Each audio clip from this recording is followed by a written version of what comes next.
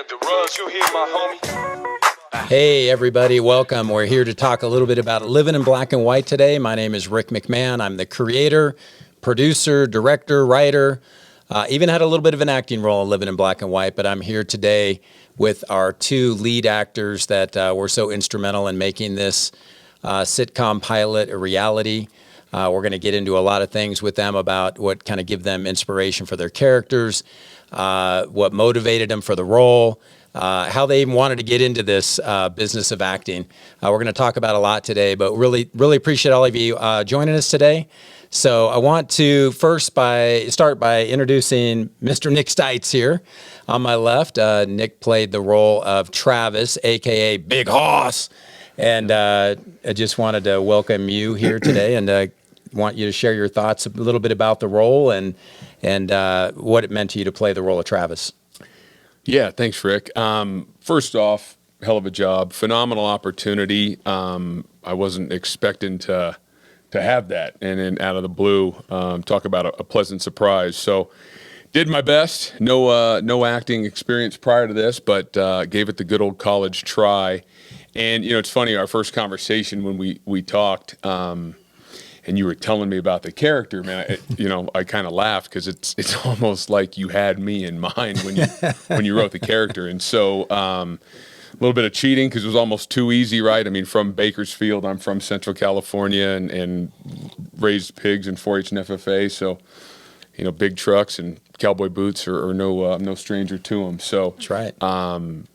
You know, and then the football stuff. So it was just really kind of a natural role, and hope I did old Travis, Big Hoss, justice. You know, hope I did right by him. You certainly did. I think when I was writing it, I probably did have you in my mind as the perfect role for you.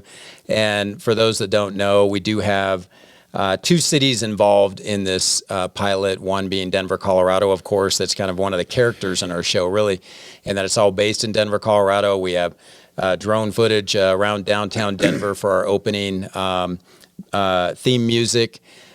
We really focus on local talent in Denver for the cast and crew. But we also have this city in California called Bakersfield that I actually spent a lot of years at in my childhood, still have family there. Bakersfield is a rural area in Central California. But Travis here, or Big Hoss, is actually, Nick is from the Central Valley of California as well, from a town called Los Banos.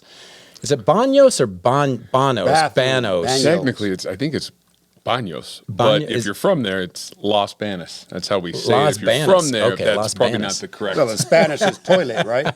The bath. Oh, bath. Not quite the Something with a B. shitters. It's bath.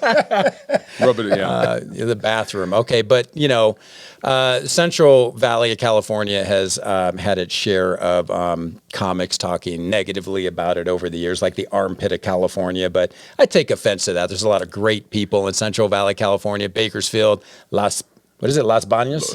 Los Banos? Los Banos, I Los guess. Banos, Las Banos. Okay. You'd think I'd know, man, after all You would these think years. you would know. You even played football there. It's Well, he didn't wear a helmet. What the fuck? Yeah, he's What do you think, bro? I played, so. he's still nursing No, he didn't wear a concussions. helmet.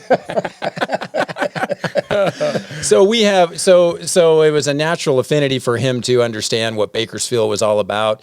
Just like Los Banos, it is a rural community. A lot of ag, a lot of oil. Sometimes the richest guy in Bakersfield was always the guy with the cowboy boots and the Ford F-150 driving around town. Looked like he didn't have a dollar to his name. Didn't look like he had a buck to his name, but he was the richest guy in California, maybe, with the oil and ag connections. So we have Bakersfield, we have Denver, and then I also want to introduce on my right my other lead role character here, Mr. T.K. Russell, who played the role of T.K. because I couldn't think of a better name besides T.K. It worked for out. your character. But tell us a little bit about yourself and the character you played. Well, of course, he's going to introduce the white guy first. So what do you do? Here we go. What do you do? Here we go. Here we go, right? So, Rick, when you first called me about it and gave me the script, I figured, hey, man, this is something that I could do, right? Mm-hmm. I've never dreamed of being an actor before, but growing up in South Phoenix, we all were born with a little bit of acting in us. Sure. Growing up in a rough city like that. But when you first called me, I said, you know what, man, I like this, Rick. This is something I can do because I can really just be myself, right? In real life, I'm not a music producer, but in real life, I grew up in the inner city. So I know what it's like to come from a rough city and go through the things that I went through in life to now be here in Denver in a whole new life. I've turned over a new leaf, if you will.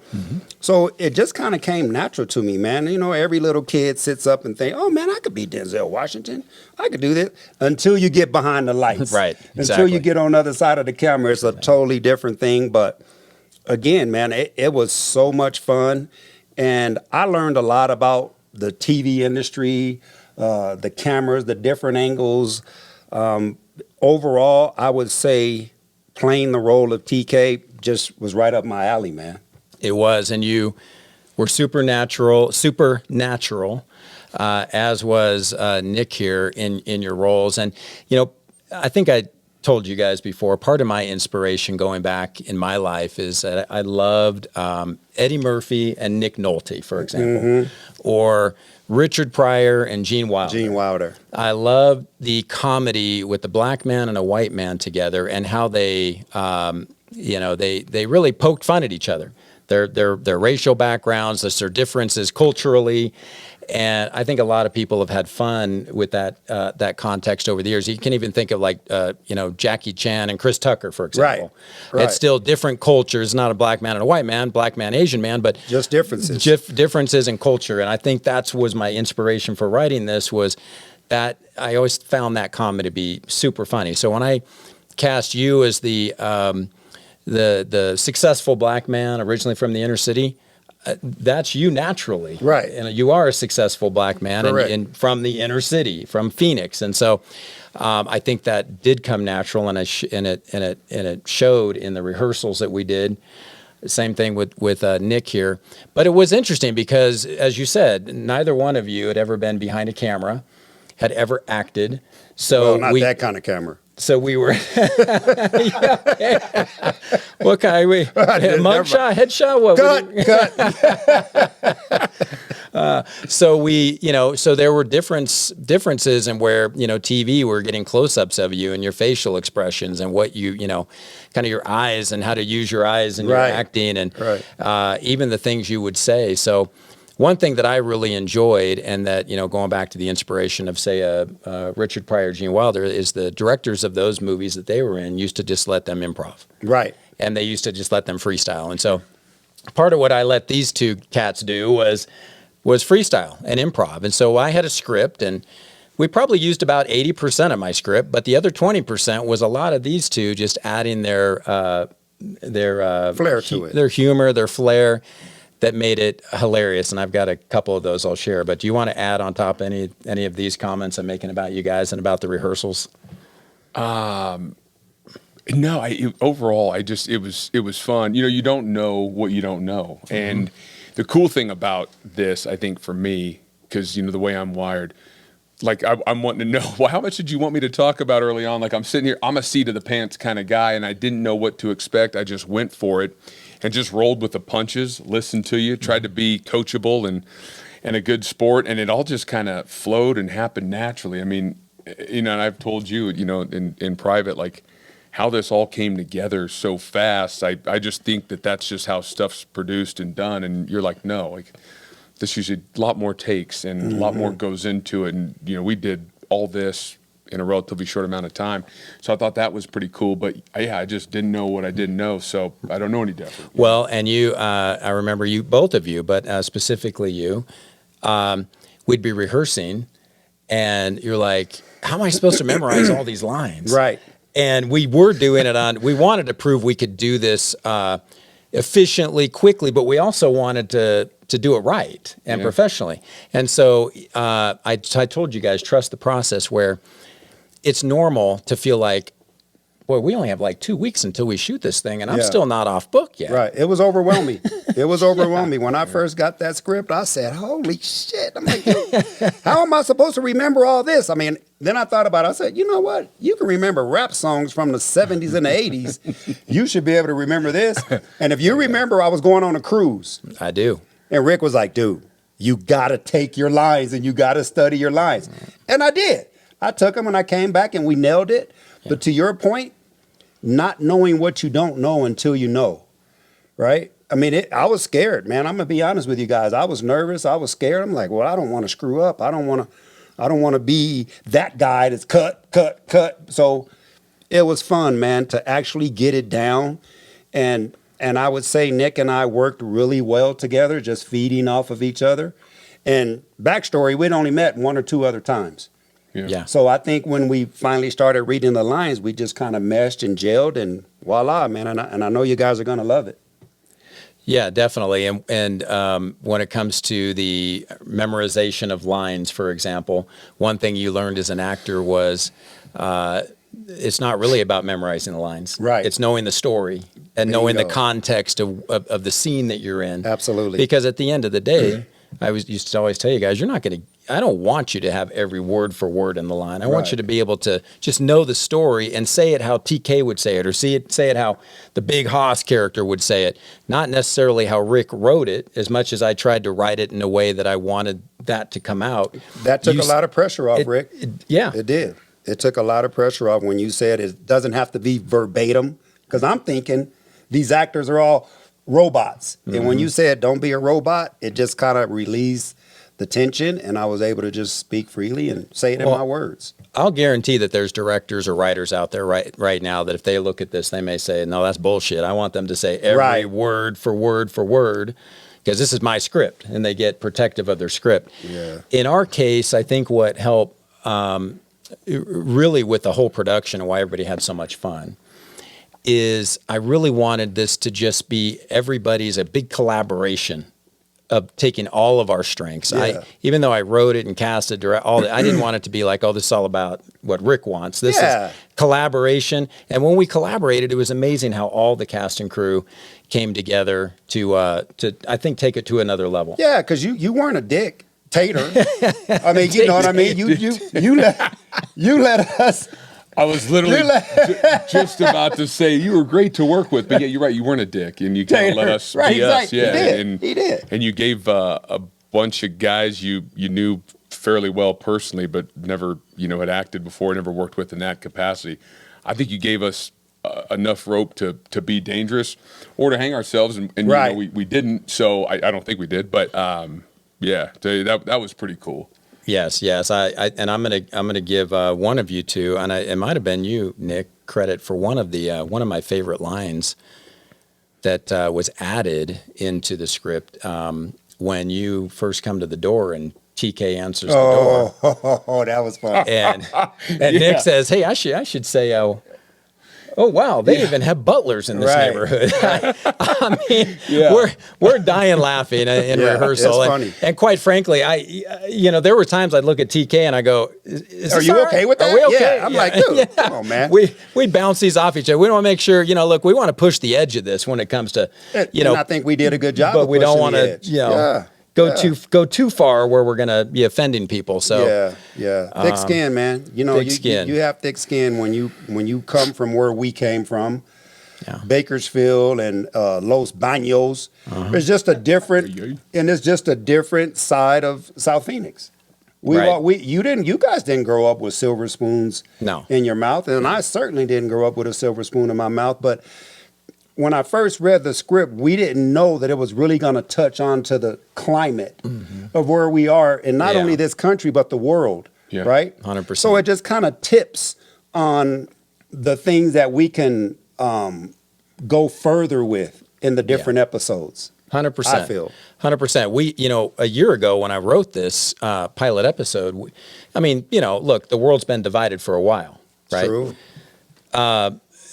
It's a little bit on steroids in the last few weeks with the events that have been happening, but no one would have ever predicted that. But the moral of our message that we're getting out there, which is unity in a divisive world with people that are so different, is more timely now than ever. And it's interesting how we can broach certain subjects with comedy that maybe would be tough to broach just in a normal setting with people, because people are too on edge about protecting their side, whatever it may be. Right. But it is interesting how today, even more so, it's a message that I feel needs to get out there to show how 1,000%. there's a black man from the inner city, white man from the country, and by the way, we upend the stereotypes. Right. So we make your Absolutely. character the Republican, and Right. the white guy from the Central Valley of California, the Democrat. That's almost unheard of. It's new for me, but I think I wore it well. You know? did wear it well. Absolutely. You did wear it well. Absolutely. Because we just want to show that this is not about politics, this show. This show is not trying to push one side of the aisle or the other. This show is really about unity and about how, hey, there's probably good ideas on both sides of the aisle, and there's probably terrible ideas on both sides of the aisle. Correct. Sure. Right? Correct. That we all just need to stop. I heard somebody, I'm not going to name the political figure because I don't want this to be like a political thing, but I heard a political figure yesterday speaking, and it was really good. The first thing that was mentioned, which was we all really need to tone down the rhetoric. Okay, agreed. But the very next thing out of that politician's mouth was, but really it's the other side to blame. Oh, hell, that's And an it's like, oxymoron. well, you're right, it's an oxymoron. Yeah. You just said turn down the rhetoric, and then you just slam the other side again. Right. So it's like, we look at, our leaders, our government leaders, the media, how, they've been, somewhat trying to tell us how to think. And I think that's where hopefully Living in Black and White comes out to where we're saying, you got to think for yourself a little bit more. Start thinking, what you think as a human being, where your moral That part, compass is at. there, and I'm glad you said that. It's as a human being, not as a black man, not as a white man, just as a man. Yeah. Just as a human being, right? Forget about all the stereotypes. And, some of the stereotypes, they were made for a reason. I get that, right? Chicken and Hennessy, but chicken and watermelon, whatever. I get that, right? And it's all good. But when it comes to you pushing the beliefs on me that I should be a Democrat or I should be a Republican, I'm just going to do what's right and without hurting somebody's feelings, right? Yeah. Because in this climate, again, there ain't too much you can say without hurting somebody's feelings, man. That's right. That's right. How you feel about that, Mr. Sencal? You need another opinion? I do. Yeah, I mean, I feel like I read something earlier this morning. Politics back in the day, you or my parents, because I was a lot younger. I'm younger than I look, right? Too much gray. But people just voted, and then they went about their day. They didn't talk a lot about politics. They sure as hell, wouldn't get out in the world and type the shit that people today say. And so going back a little bit with kind of comedy and how I came up, my mom loved Saturday Night Live, right? She loved Richard Pryor, Eddie Murphy, and so I kind of grew up on what you just had talked about. And so I miss those days where, dude, we could poke a little fun in a very playful and loving way Right. with somebody that's a different color than you, and people not get their panties up in a bunch. Those days, I mean, I like where we're at, from a worldly sense in a society most times, but sometimes this just gets a little too damn much, and it's just like, man, just chill out. And I think that I'm hoping, this brings a little of that to our world. Man, we need a little more. I think it will. And when you look at it, and we'll get off this because we don't want to get too serious. This is a comedy. Yeah. Right. But this Supposedly. is the underbelly of the comedy is that we are poking fun at some things in our world that are people might be taking almost too serious. We need to lighten up a little bit and have a little fun with ourselves a little bit. But, this is not just an America thing, though.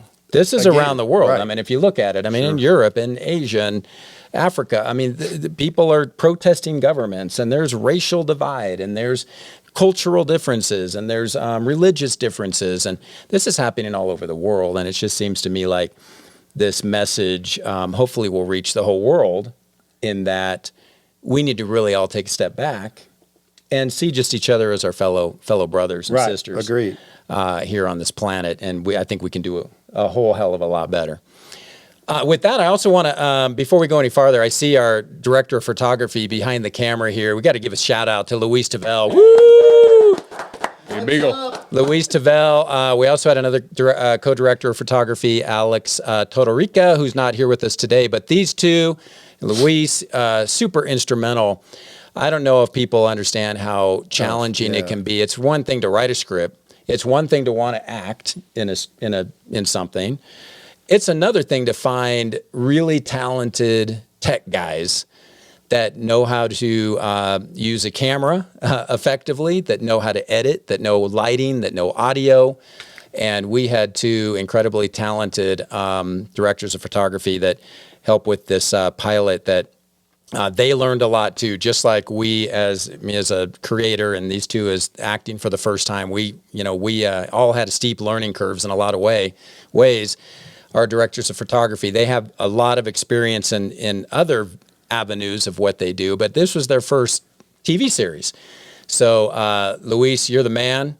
Thanks for all your help back there behind the camera, and Alex too. If you're watching this, you guys are rock stars for sure. We miss you, Alex. Alex, come on. Alex is thanks, guys. No, it was great to do. It was a lot of fun, and it's easy to film pretty people. So where are they? Well, where are they at? You need to stop. Let's talk about the pretty people in this sitcom, because we got to talk about. Let's talk about. I should be a plus-size male model. Right? Plus-size male, but missed that boat anyway. Underwear model back in the day. Chubby Mark. Let's go. Let's talk about. I created this quirky character called Wendy. And, when I was thinking about quirky characters, you think about like Seinfeld, for example, and the quirky character. Kramer, that just was quirky as all hell, but he might be one of the best characters in a sitcom of all time.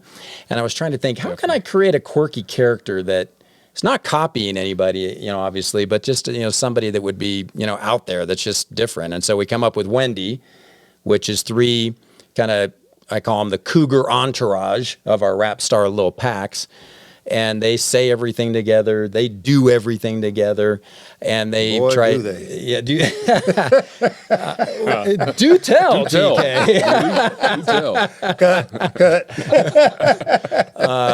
And so, I think we had a lot of fun with the Wendy character. The Lil Pax himself. For those that don't know, we have a character that goes by Lil Pax. He's on Spotify as a young rapper that creates some pretty cool rap music.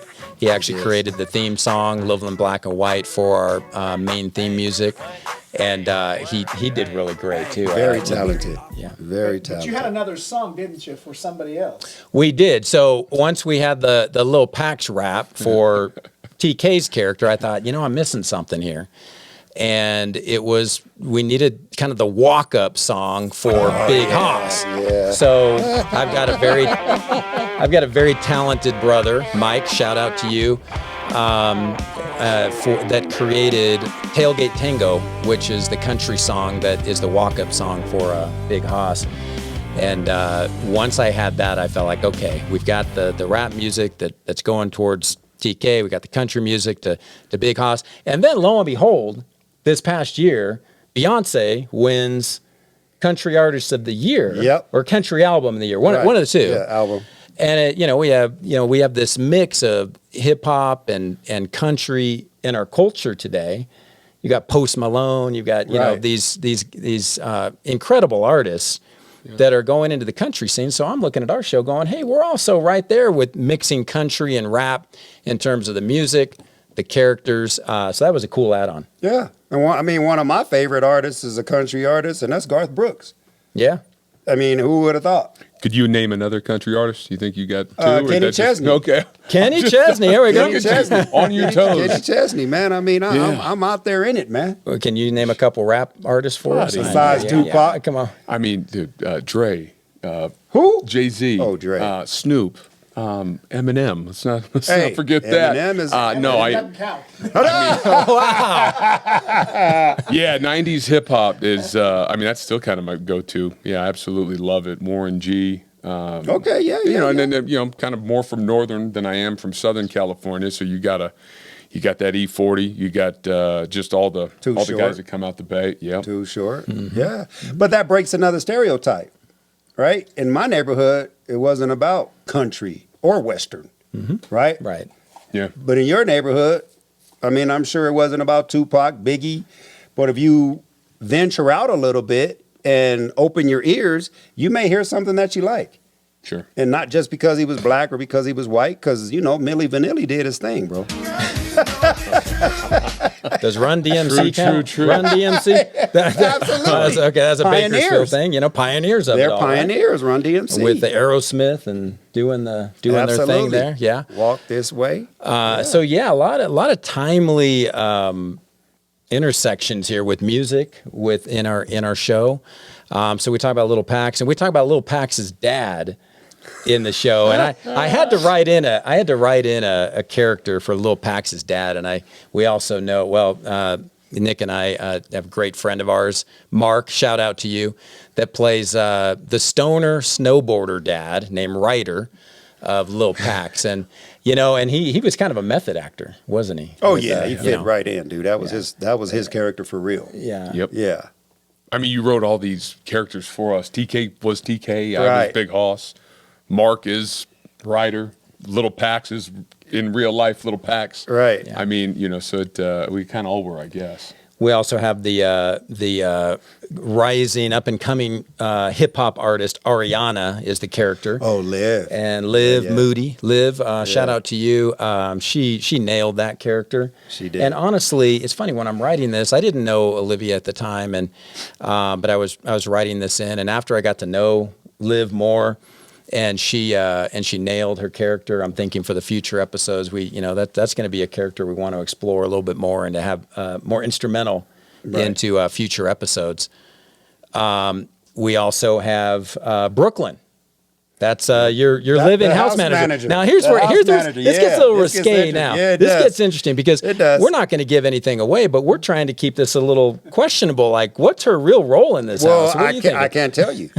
I can't tell you. Hey, we'll find out in future episodes. That's all I can say. That's all I can say. The director would kill me if I spill the beans. I can't do it. Right, yeah. So I can't do it. the character is Brooklyn. Shout out to Rebecca out there. And, she nailed it as your house manager, as we call her. Yeah. She takes care of the house and other things that we don't know. But we may find out one of these days. Right, We'll right, see. right. But Rebecca hit a home run with that character. And the Big Hoss character had a big-time crush on her.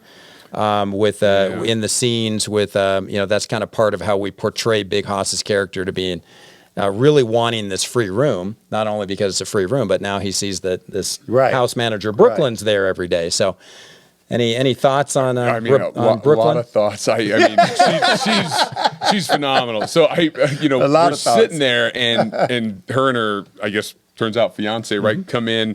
They're a little late, and we're practicing, rehearsing that thing. And I've never met Rebecca, right? You knew, right? I didn't. And she's beautiful, right? Gorgeous girl, and super sweet, super cool. But that was the most awkward part for me during the whole thing is, I've got to sit and look in her eyes. Like, I mean, I'm this close to her, and like I've got to say my lines, and I just struggled, like looking at this beautiful. I just met her. It was the most awkward thing I think I've done in a long time, and it was just like, gosh, dude, like grow up. But it was, what was so funny about it? You literally broke a sweat. Yeah, he literally broke a sweat. Full disclosure, I was nervous. I was like, look at this dude. And her fiance, super cool, dude. He's awesome. Cool. But he's right there watching. I'm just like, oh, this is weird. Like, Rick, you didn't. Right. You didn't tell me about this. I thought it was her bodyguard. Rebecca's fiance shows up. He's great, and he's just like, hey, what can I do to help? So he's helping Luis back there, our DP, with the boom mics and anything he can to help. But I think, to your point, with you being almost a little awkward, that actually was true to your character. I mean, you were a little bit like nervous around her. He was shook. You were shook at her easy. It dissipated, and but it. Hey, bro, for real, you were shaking like booty meat. You were shaking like booty meat. You already. Well, let's don't get into that again. We can, whatever. So who are we missing here? If we covered everybody, I'm going to feel terrible now if I've missed any. Well, you can't miss your kids. What's that? They're in the bar scene. Oh yeah, yeah. My daughter was a background actress in the bar scene. That was awesome. My son helped with the boom mic, so we kind of made it a family affair too. Do talk about the bar a little bit. Yeah, we're going to talk about the bar scene. Yeah, so the bar scene. We have this awesome restaurant in Denver. Anybody listening from Denver needs to go visit Jing. Jing in Landmark. They were so gracious to allow us to shoot in the bar there. and a beautiful bar. The shots came out beautifully. Luis and Alex are DPs. They shot it beautifully. We had background actors in those scenes, which was really cool to have that kind of family, friends, professional acquaintances that joined us in there. So the bar scenes were awesome, and I loved really the interaction between your two characters in the bar, especially because Big Hoss, his character is always late. Right. Right. And so he's running in there sweating. He's in his sweats, and he's always a little underdressed for the occasion. But what do you say, to him that, you need help with that you don't actually think he's going to help with, but he does at the end of the day? Right. So with Big Hoss, it was one of those things to where I started to get to know him, not only his character, but just him as a person. So I knew that sometimes he would say some off the wall stuff. Like you said earlier, you gave us, some rope to be able to get out and venture out. And he would say some things. And I'm like, okay, you just messed my next line up. Because I was thinking for you to say this.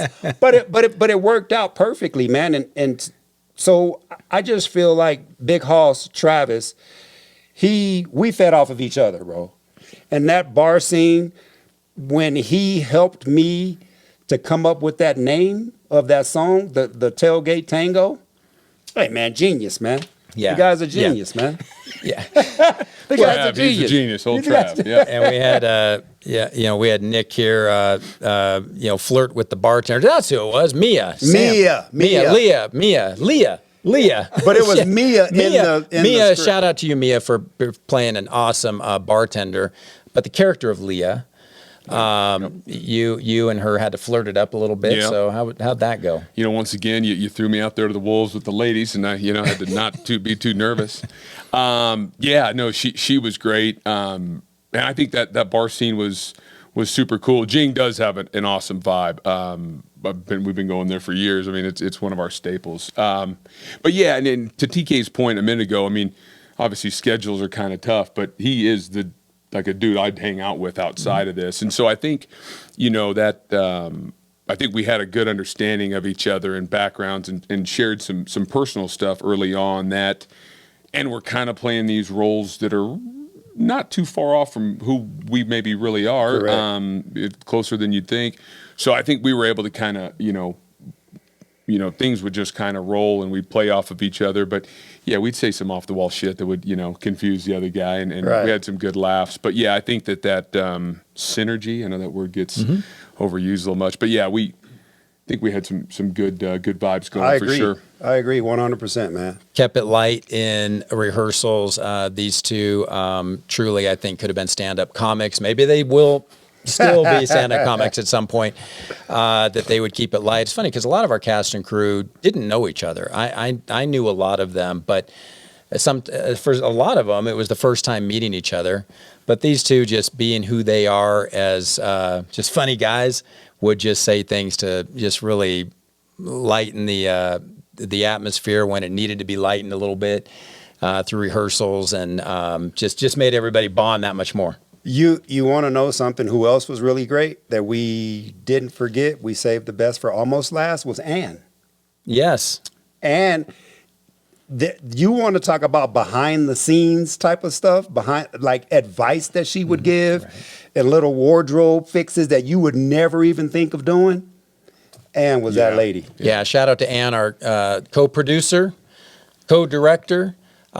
She was, Ann was, she did the slate for us, clapped the slate together.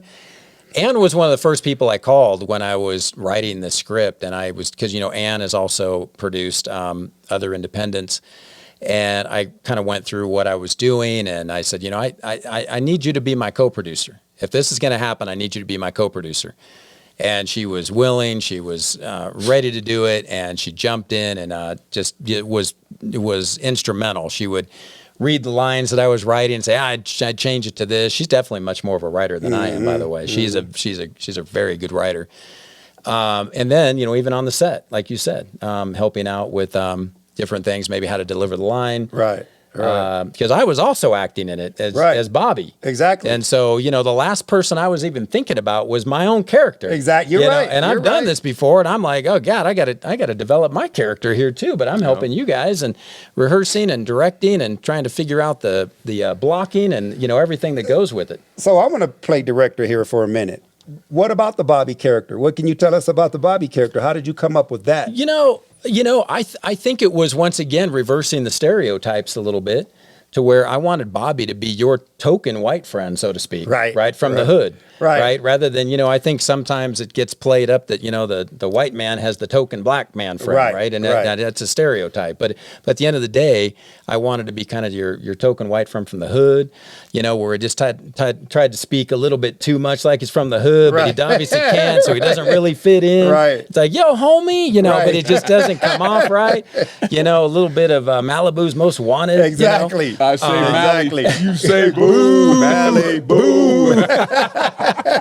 Oh, Bobby. Brad is my slave name. It is I go by B-Rad. B-Rad. Okay. So I was trying to go not quite as cartoonish as that character, but yet I think you did a good job, kind man. of vibe, I think you did a good job. And as we get more episodes, I think I'll get to develop Bobby's character a little bit more. Oh yeah. We got a lot of great ideas. A lot of great ideas. So that, I guess the question would be, where do we go from here, right? That's a question I always get as the creator. Yeah. And we all know these independents are interesting. We got to get it out there to the world. We don't have a ton of money behind us. We don't have the big production company that has the direct line to Netflix and to Amazon Prime Video. And, but we do have contacts, and we do have people we know, and people have seen the show. They're loving what they're seeing.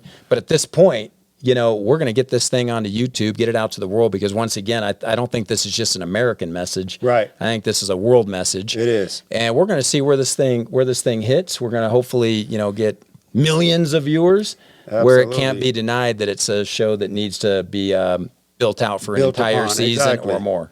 I couldn't agree more. I'm looking forward to it. I'm optimistic that one of these tycoons out there will see our pilot and say, hey, these guys are onto something. And I feel like if they had more seasons to build on, the message could really get out. Because I feel like we're only scratching the surface. Yeah. Right? With our brains together and the rest of the cast and crew, man, we can make some waves, man. Totally. That's where the collaboration comes into play. Correct. With the funny people we have in the room between you two, and I've got my own thing I'm thinking in my mind. We got Mark, and we got Ann, and we've got others on the cast and crew that are come up with these great ideas. Right. I mean, we have a full season in our minds, and now it's just a matter of getting it out there and hopefully getting some money behind it to where we can shoot it even better. Where I can actually pay Luis back there a few bucks. He's getting tired of eating ramen noodles. Yeah. We need and double stuffed Oreos. Hey, we had a couple of cameos there. I think we had little doggy, and we had your wife, and even our DP did a little. We did. Oh, so we have a montage scene where this is where TK is interviewing potential roommates for the free room. So we had my wife Nadia, who is Bulgarian, so it was really natural for her to come in and speak Bulgarian, and he didn't know if she was Bulgarian or Russia or whatever it may be. Bulgaria, malaria, I don't give a damn. Where are you from? I ain't taking a woman in, what'd you say? Bumping her guns So that was awesome. And then I do have a chocolate lab. His name's Snoop the dog. And he was a natural. He you put a treat in front of a Labrador Retriever, they'll do anything you want for him. So he nailed it in one scene. He did one take. I'd do the treat like this, as yes, a treat like this, no, and bam. Got it good. And then we had Alex. Don't give away your secrets, man. That's well, proprietary. That's an industry secret, bro. Yeah. It is. Yeah. Actually, that's all it takes to be an animal trainer. So maybe that's where my career will go in Hollywood. So it shakes out. I'm actually thinking Snoop is going to be the one that goes to the A-list category. Hey, you never know. If Snoop goes, you go. That some bitch better. He's been costing me a lot of money. These dogs aren't cheap, man. Vets. He has more day spa days than I do. No doubt. And then Alex, our other DP, played the fraternity guy. And man, he it's funny. I sprung this on him last minute. minute. Saying, hey, I had the fraternity letter sweatshirt to put on, and Oh man, he looked the part. Dude, He sounded 30-year-old the part. frat kid. He nailed it. What, 31, 29? My bad, he- Alex. But yeah, you look 19, 20, like that. Man, That was cool. He nailed it. He nailed it. Yeah. So all these people that we have to thank for putting this all together. What are the questions, Mr. DP? Well, I just want to ask the people out there, what do you want them to do when they watch this? Like, share this, Yeah. tell their friends. Yeah. I mean, tell everybody about it, because this is just such a cool episode, such a cool concept. And I mean, seriously, even with the timing right now, what could be better and bring that levity that I think our society needs right now, right? Yeah, 100%. I mean, what you can go do is go to @LBW Sitcom on YouTube, and you can watch the pilot. Releases October 1st, so any day now, and share it if you love it. Go ahead and share it, and also on our Instagram page @LBW Sitcom on Instagram. Go check that out. Follow us on Instagram. But it's really about this going viral. Let's face it. We need this thing to be viewed and shared. And, you know, it's one thing if our mom and our grandma and our sisters People that watch love it. you could say it's great. We but get we need 37 everybody. views. Right. You know, okay, that's cool. But, I mean, we need like 37 million views. Right. Right. And once we do that, you know, it won't be denied that we're, you know, it's a series that needs to have more money behind it to be able to really take it to another level. I want to thank a couple other people too while we're at it. Right back here, this graphic, the Livin in Black and White graphic you see back here, and we got it animates, and the cowboy boot comes through the L, so that says indicating, you know, Big Hoss's character coming and kicking the door down, coming into the black man's life, and then you'll see the kind of the spray paint graffiti down on the white, and that's as if TK comes into the white man's life. So I want to thank my good buddy Jeff Gertzen, who's incredible graphic artist, for doing that. I also want to thank, we've got an incredible public relations gal named Tara in New York. Shout out to you, Tara, for all that you're doing, getting us in front of the right publicity. A lot of people that are involved in these independents that really, let's face it, a lot of these independents, you either don't get paid or you get deferred pay or you get very little pay. And you're doing it out of a passion, kind of a love for the industry, for the project.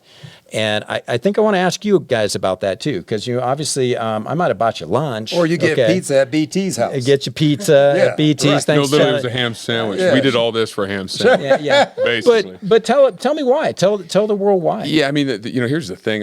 If you remotely like it at all, I mean, like, we did this on a couple weeks worth of time and a ham sandwich, right? So, like, if there was, I think, more resources behind it, we, you know, got a little bit more runway. I mean, the things you can do, whether you keep Big Hoss or you don't, it doesn't matter. But I think that this thing could really take off if you like what we have done so far, right? It could get, I think, a lot better with some backing. So you'd take your game up if you had a little more money behind you, is that right? You're saying you kind of would. kept it purposely down just a little bit? Yeah, I didn't want to. They didn't want to give Open the too much commode too too quick, much. right? You know, I get I it. gotta I get save it. some for the imagination. Right. Yeah, and man, you know, that's to tap onto your sentiment. Once I read the script, and this is probably something cliche or rhetoric, but it actually spoke to me. I said, hey, this is something that we're actually dealing with right now. And coming from South Phoenix, coming into Cherry Creek, Cherry Hills, because the closest thing we got from South Phoenix was Scottsdale, right? Right. Certain borders we weren't allowed to cross. You feel me? Mm-hmm. So coming here, reading that, now I'm this music mogul and I can do this and I can do that. It spoke to me, man, and it wasn't obviously about the money because, again, pizza and ham sandwich. Hey, I was cool, man. Yeah. I was cool with just doing it. And the possibilities start becoming real, though. Mm-hmm. Hey, this could go somewhere. We could actually do something with this because the message the world needs to hear. And it's cool that we can like tap into some comedy and make it somewhat funny. Yeah, matter of time. Matter of time, boys. That's about it. Hey, we just wanted to talk a little bit about behind the scenes. Wanted to introduce you to these two lead actors that were instrumental in making this a success. Want to encourage you once again to go to LBW Sitcom on YouTube and check it out. Share it with your friends, and we'll see where this all goes. But until the next time, this is the LBW crew saying peace. Signing off. Thanks, guys. Woo!